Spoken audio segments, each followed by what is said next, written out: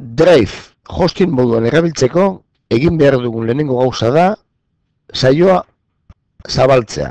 Horretarako gure posta elektronikoaren helbidea ipiniko dugu eta pasahitza.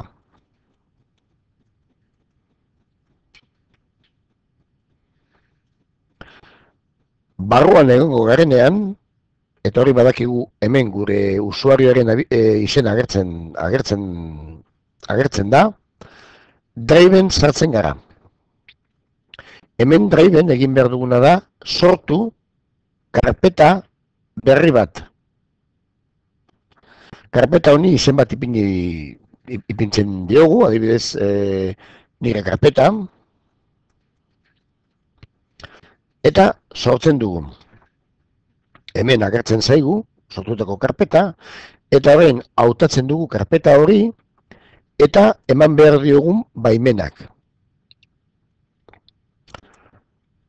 Hemen agertzen da pribatua dela. Ez, hori aldatu behar dugu, eta publiko bihurtu behar dugu. Gorde, eta amaitzen dugu. Hemen, zabaltzen baldin badugu noski, ez da fitxategi bat izango, eta hemen egin behar dugun gauza bakarra da, ikonoren bitartez, igo nahi dugun fitxategia.